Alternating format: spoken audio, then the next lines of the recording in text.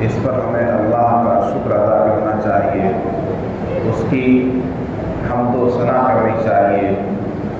کہیے الحمدللہ رب العالمین۔ درود و سلام نازل ہو اس کے آخری نبی حضرت محمد صلی اللہ علیہ وسلم پر۔ کہیے صلی اللہ علیہ وسلم، کہ جس نے اس دنیا کو جینے کا سلیقہ، رہنے سہنے کا ڈھنگ، انسانیت کا درس، اخوت کا سبق اور زندگی کا شعور بخشا۔ وہ آخری نبی ہمارے اور آپ کے ساری کائنات کے لیے رحمت بنا کر بھیجے گئے۔ اس نبی آخر الزمان حضرت محمد صلی اللہ علیہ وسلم کے احسانات دنیا میں ہم پر سب سے زیادہ ہیں، حتیٰ کہ اپنے ماں باپ اور رشتہ داروں اور حقیقی جو ہمارے رشتہ دار ہیں، ہمارے بھائی ہیں، ہمارے چچا ہیں، ہمارے دادا ہیں، ہمارے والدین ہیں، ہماری اولاد ہیں، ان سب سے زیادہ حق ہم پر ہمارے نبی حضرت محمد صلی اللہ علیہ وسلم کا ہے، اور سب سے زیادہ احسان بھی انہی کا ہے۔ والدین کا بھی احسان ہے، لیکن اتنا بڑا احسان نہیں ہے جتنا کہ ہمارے نبی کا احسان ہم پر ہے۔ ماں باپ کا احسان ہے، بہت بڑا ہوا ہے، اور ماں باپ کی اطاعت اور فرما برداری لازم ہے، لیکن ماں باپ کی اطاعت سے زیادہ اور ماں باپ کی محبت سے زیادہ ہمارے دلوں میں ہمارے نبی کی محبت اور آپ کی اطاعت کا جذبہ ہونا چاہیے۔ اس لیے کہ خود نبی پاک صلی اللہ علیہ وسلم نے فرمایا کہ تم میں سے کوئی اس وقت تک مومن نہیں ہو سکتا، ایمان والا نہیں ہو سکتا، جب تک اس کے دل میں میری محبت اس کے آبا و اجداد سے، اس کے والدین سے، اس کی اولاد سے اور کائنات کے تمام انسانوں سے زیادہ جب تک اس کے دل میں میری محبت یعنی نبی کی محبت بس نہیں ہو جائے گی، اس وقت تک کوئی کامل مسلمان اور ایمان والا نہیں ہو سکتا۔ اور خود قرآن میں اللہ تبارک و تعالیٰ نے فرمایا کہ جس نے رسول کی اطاعت کی اس نے اللہ کی اطاعت کی۔ من یطع الرسول فقد اطاع اللہ، جس نے رسول کی اطاعت کی اس نے اللہ کی اطاعت کی، یعنی رسول کی فرما برداری اللہ کی فرما برداری۔ کیوں؟ کیونکہ رسول تو صرف پیغامبر ہے، پیغام پہنچانے والا ہے۔ کس کا پیغام پہنچایا جا رہا ہے؟ اللہ تعالیٰ کا پیغام پہنچایا جا رہا ہے۔ تو رسول پاک صلی اللہ علیہ وسلم نے ہمیں جتنے دروس دیے، جتنے اسباب ہمیں سکھائے، زندگی کے جتنے تجربے ہمیں بتائے، زندگی کی جتنی راہیں ہمیں دکھائیں، وہ تمام راہیں، وہ تمام باتیں اللہ تبارک و تعالیٰ کی طرف سے ہدایت کر رہا ہے۔ اللہ نے کہا نبی کو کہ اپنی امت کو یہ سبق دو، یہ درس دو، یہ حکم دو، یہ فرمان دو، تو اللہ کے نبی صلی اللہ علیہ وسلم نے ہمیں وہ احکامات بتائے، وہ طریقے سکھائے۔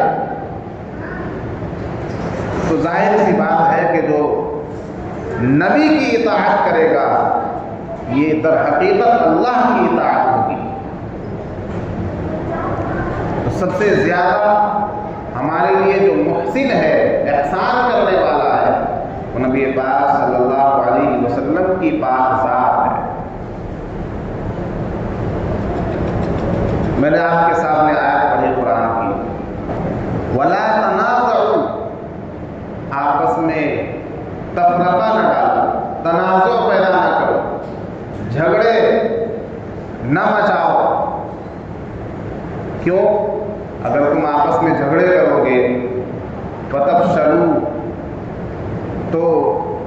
بے وزن ہو جاؤ گے، تمہاری طاقت ختم ہو جائے گی، تمہاری حیثیت کل عدم ہو جائے گی، وَتَذْهَبَ رِيحُكُمْ، اور تمہاری ہوا اکھڑ جائے گی، وَاصْبِرُوا، اور صبر کرو، إِنَّ اللَّهَ مَعَ الصَّابِرِينَ، اللہ تعالیٰ صبر کرنے والوں کے ساتھ ہے۔ اللہ تعالیٰ نے اس آیت میں ہمیں جو سبق دیا وہ بہت کام کا سبق ہے، اور یہی سبق مسلمانوں کی سربلندی، ایمان والوں کی کامیابی کا ذریعہ ہے۔ آج ہم لوگ دیکھ رہے ہیں کہ دنیا میں جتنی مخلوقات ہیں، دنیا میں جتنی برادریاں ہیں، دنیا میں جتنے قبیلے ہیں اور جتنی تہذیبیں ہیں، ان تمام تہذیبوں میں سب سے اعلیٰ تہذیب مسلمانوں کی تہذیب ہے، سب سے اعلیٰ دین مسلمانوں کے پاس ہے، سب سے سچی کتاب مسلمانوں کے پاس ہے، سب سے بلند مذہب مسلمانوں کے پاس ہے، سب سے بہتر قوانین مسلمانوں کے پاس ہیں۔ لیکن اس سب کے باوجود مسلمان آج پستی اور ذلت کا شکار ہے، ذلت و رسوائی اس کا مقدر بن چکی ہے۔ کوئی بھی ایک ادنا سا انسان مسلمانوں کی تحقیر کرنے میں کامیاب ہو جاتا ہے، ایمان والوں کی ذلت و رسوائی ایک ادنا سے ادنا آدمی اگر چاہے تو کر دیتا ہے۔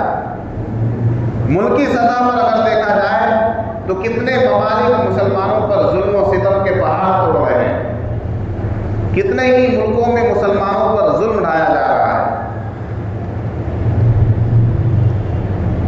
ہمارے ملک میں مسلمانوں کی جو حالت ہے وہ آپ سے ڈھکی چھپی نہیں، کتنے قوانین ہمارے خلاف بنائے جا رہے ہیں، کتنے ایجنڈے ہمارے خلاف پاس کیے جا رہے ہیں، کتنے چیلنجز ہمارے سامنے ہیں۔ لیکن جب آپ غور کریں گے کہ سب سے فائق، سب سے سچا دین ہمارے پاس ہونے کے باوجود، سب سے سچی کتاب ہمارے پاس ہونے کے باوجود، سب سے اچھے قوانین ہمارے پاس ہونے کے باوجود، زندگی گزارنے کا سب سے بہتر طریقہ ہمارے پاس ہونے کے باوجود، ہم کیوں پستی اور ذلت اور خواری کا زمانہ گزار رہے ہیں؟ تو آپ کو معلوم ہوگا کہ اصل وجہ کیا ہے۔ اصل وجہ وہی ہے جو اللہ تبارک و تعالیٰ نے قرآن میں بیان کہ ہم نے قرآن کے اس فرمان کو اور قرآن کی اس بنیاد کو اور قرآن پاک کے اس اصول کو چھوڑ دیا۔ اللہ میں اقبال کہتے ہیں وہ معزز تھے زمانے میں مسلمان ہو کر، اور تم خان ہوئے تاریخ قرآن ہو کر۔ تاریخ کہتے ہیں چھوڑنے والے کو، قرآن کو چھوڑ دیا، قرآن کے احکام کو چھوڑ دیا، قرآن کے فرمان کو چھوڑ دیا، قرآن کے اصول کو چھوڑ دیا، قرآن کے ضابطے کو پس پشت ڈال دیا، تو کیسے ہمیں سربلندی ملے گی؟ قرآن تو کہتا ہے کہ تم ہی سربلند رہو گے، تم ہی سب سے زیادہ فائز رہو گے، تم ہی سب سے زیادہ آگے رہو گے، کامیابی تمہارے قدم چومے گی۔ لیکن شرط ہے قرآن کی وَأَنْتُمُ الْأَعْلَوْنَ إِن كُنتُم مُؤْمِنِينَ، اگر تم پکے سچے مومن بن کر زندگی گزارو تب کامیابی تمہارا ساتھ دے گی، تب سربلندی تمہارے قدموں میں آئے گی، تب تخت و تاج تمہارے سامنے جھکیں گے۔ شیخ الہند جب مالدہ کی جیل سے آئے تو انہوں نے کہا کہ میں نے مسلمانوں کی پستی، ذلت و خواری کی وجوہات پر غور کیا تو دو وجہ میرے سامنے آئی، ان دو وجوہات کے علاوہ ہماری ذلت و خواری اور ہماری پستی اور بدحالی کی کوئی وجہ نہیں ہے۔ انہوں نے بتایا کہ پہلی وجہ یہ ہے کہ مسلمانوں کی قرآن پاک سے دوری، پہلی وجہ یہ ہے کہ ہم نے اپنی مقدس کتاب کو پس پشت ڈال دیا، ترک کر دیا، چھوڑ دیا۔ وہ معزز تھے زمانے میں مسلمان ہو کر، اور تم خان ہوئے تاریخ قرآن ہو کر۔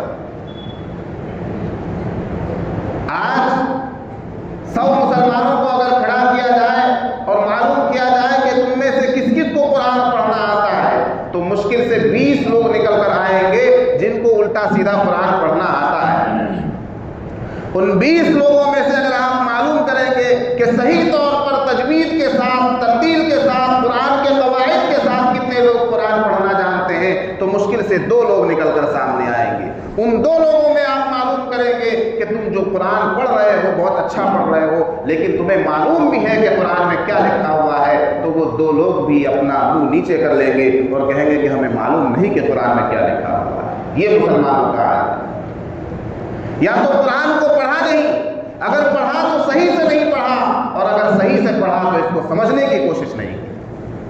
تو شیخ الہند نے کہا کہ پہلی وجہ یہ قرآن پاک کو چھوڑ دینا ہے، اور دوسری وجہ انہوں نے بتائی مسلمانوں کی پستی، ذلت و خواری کی، کہ وہ یہ ہے کہ مسلمانوں میں آپسی انتشار بہت زیادہ ہو چکا ہے، باہمی انتشار، نا اتفاقیاں، فرقہ بندیاں، مسلک پرستیاں بہت زیادہ ہو چکی ہیں۔ مسلمان بحیثیت مسلمان متعارف نہیں ہے، مسلمان کی حیثیت سے اپنا تعارف کرانے کے لیے تیار نہیں ہے، بلکہ وہ مسلک و مشرب میں بٹ چکا ہے، وہ فرقوں میں بٹ چکا ہے، وہ برادریوں میں بٹ چکا ہے، وہ قبیلوں میں بٹ چکا ہے، وہ خاندانوں میں بٹ چکا ہے، وہ رنگ و نسل اور ذات پات میں بٹ چکا ہے۔ یہ دوسری وجہ ہے مسلمانوں کی ذلت و خواری کی، جو شیخ الہند نے بیان کی۔ اتنے بڑے جنگ آزادی کے مجاہد، جن کے ایمان پر، جن کی محنت و کوشش سے جامعہ ملیہ اسلامیہ کی بنیاد رکھی گئی، شیخ الہند وہ شخصیت ہے۔ تو میرے دوستو، قرآن پاک نے ہمیں یہی تعلیم دی ہے۔ کیا تعلیم دی ہے؟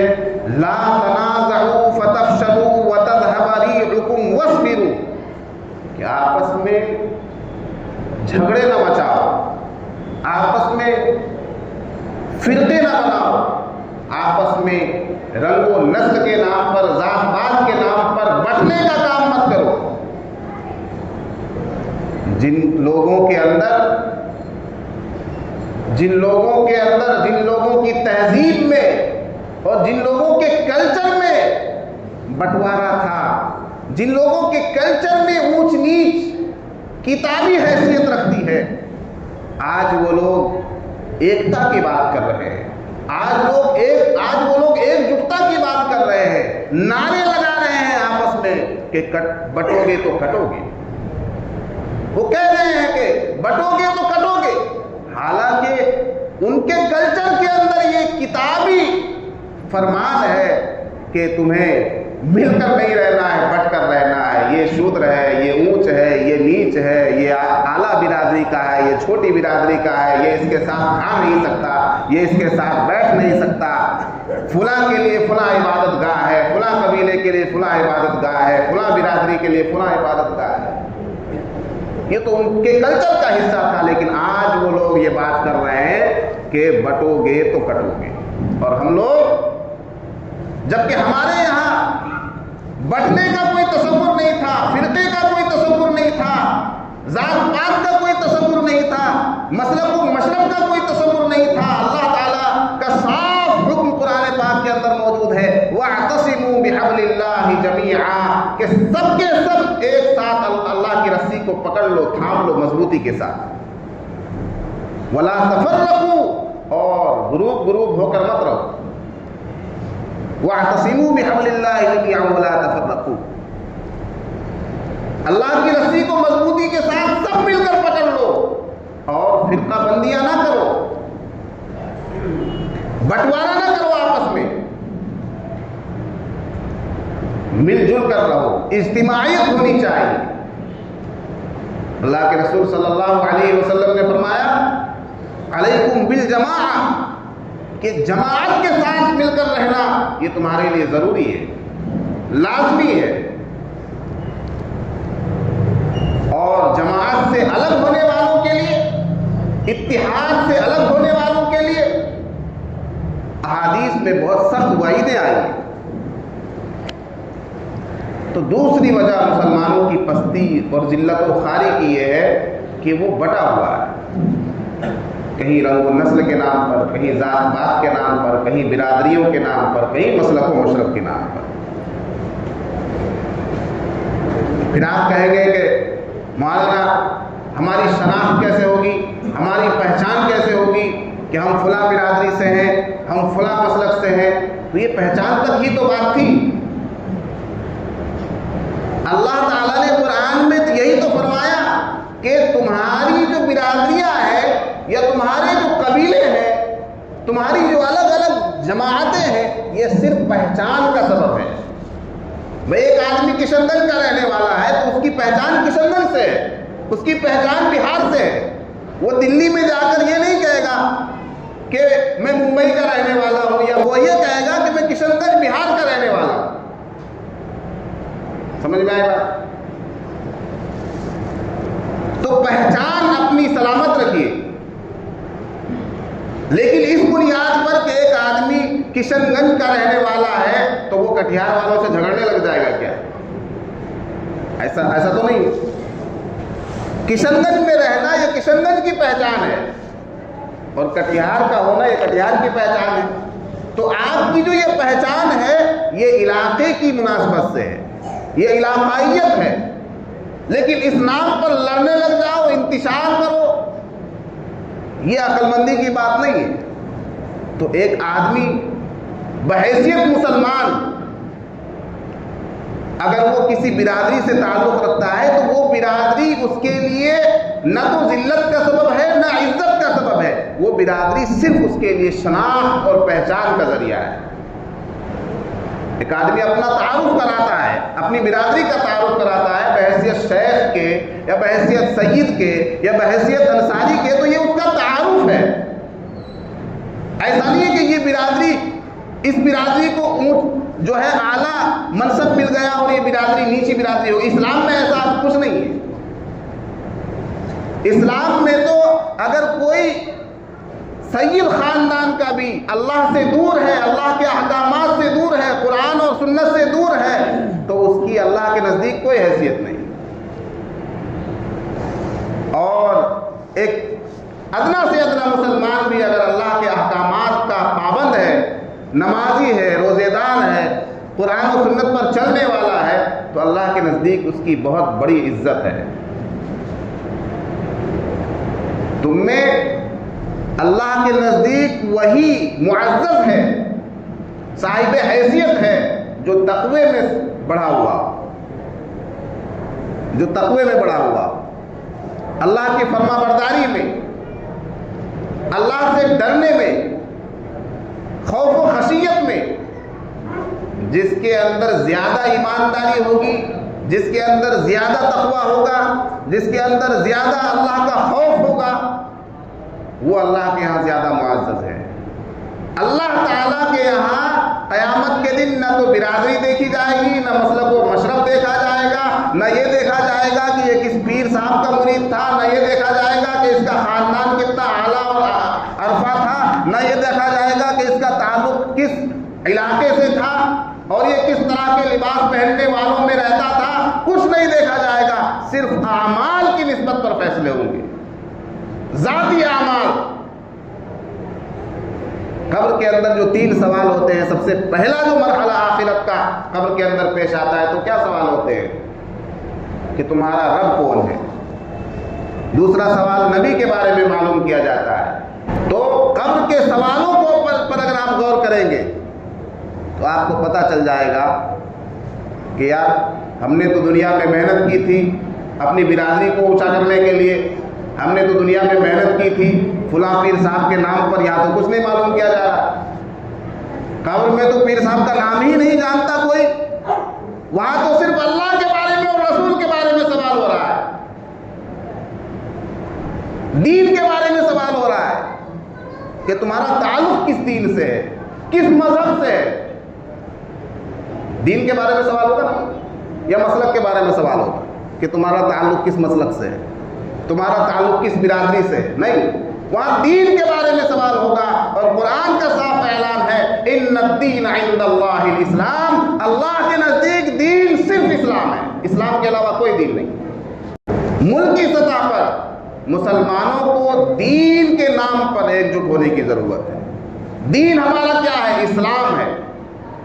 اب مجھے بتائیے کہ مسلمانوں کا کوئی بھی فرد، مسلمانوں کی کوئی بھی آبادی کیا اپنے آپ کو اسلام سے الگ ہو کر بتائے گی کہ نہیں ہمارا تعلق بس اس فرقے سے ہے یا اس مسلک سے ہے، اسلام سے نہیں؟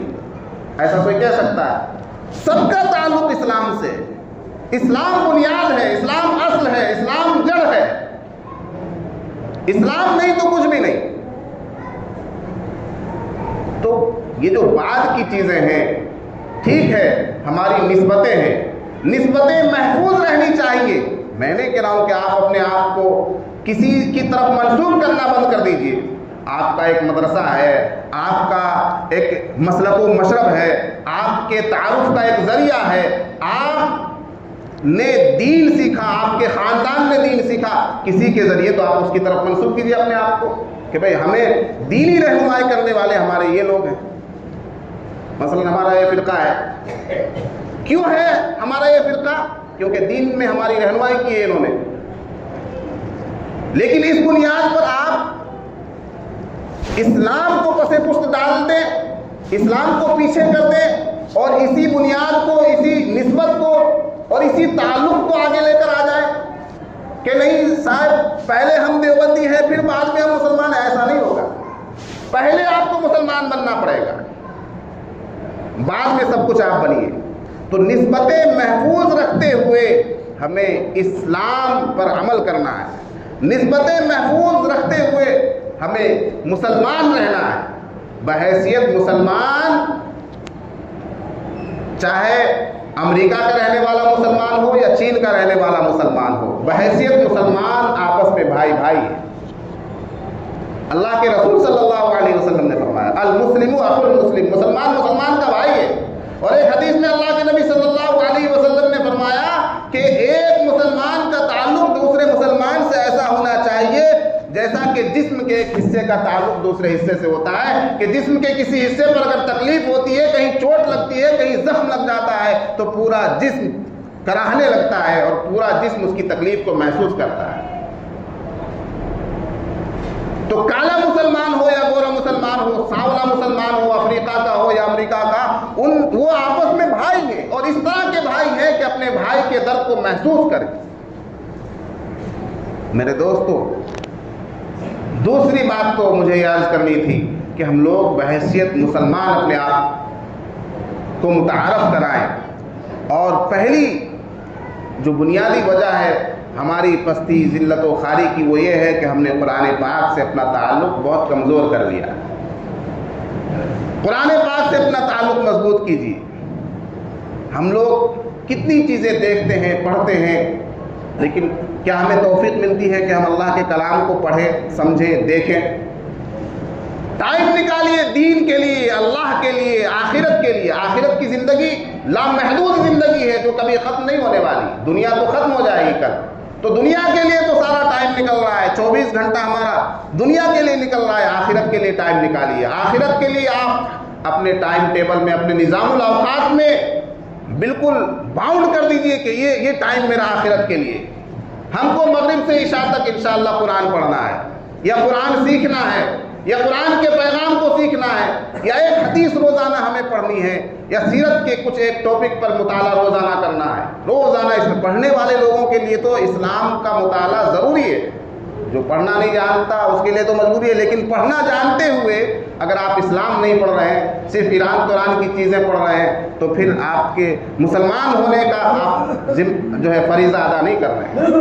اس لیے میرے دوستو، جو نوجوان نسل خاص کر ان سے میں عرض کرنا چاہوں گا کہ آپ حضرات روزانہ صبح سے شام تک کے وقت میں 1 گھنٹہ کم از کم نکالیے، آدھا گھنٹہ نکالیے کہ مجھے اسلام کو پڑھنا ہے، اسلام کو سمجھنا ہے، قرآن کو پڑھنا ہے، قرآن کے کسی نہ کسی ایک حصے کو پڑھنا ہے. میں 10 سال سے نماز پڑھ رہا ہوں، روزانہ امام صاحب کے پیچھے کھڑا ہوتا ہوں. امام صاحب چھوٹی سی سورت پڑھتے ہیں، انا اعطیناک الکوثر فصل لربک وانحر ان شانئک هو الابتر. لیکن مجھے اب تک پتہ نہیں چل پایا کہ اس سورت میں اللہ تعالیٰ کیا کہنا چاہ رہا ہے. کتنی بڑی جو ہے بدقسمتی کی بات ہے. تو روزانہ ٹائم نکالیے. میرا یہی پیغام ہے کہ آپ روزانہ ٹائم نکالیے, قرآن کے لیے ٹائم نکالیے, پڑھنے کے لیے ٹائم نکالیے, اپنے دین کو سمجھنے کے لیے ٹائم نکالیں گے انشاءاللہ. اللہ تعالیٰ ہمیں کہنے سننے سے زیادہ عمل کی توفیق میں رحمت فرمائے, ہمارے درمیان کے تمام انتشارات کو اتحاد میں مبدل فرمائے, اور بحیثیت مسلمان صراط مستقیم پر ہمیں چلنے کی, ایمان کی دولت کو سمیٹ کر رکھنے کی, محفوظ رکھنے کی, ایمان کے ساتھ زندگی گزارنے کی, اور ایمان کے ساتھ اس دنیا سے جانے کی توفیق عطا فرمائے. وآخر دعوانا الحمدللہ رب العالمین.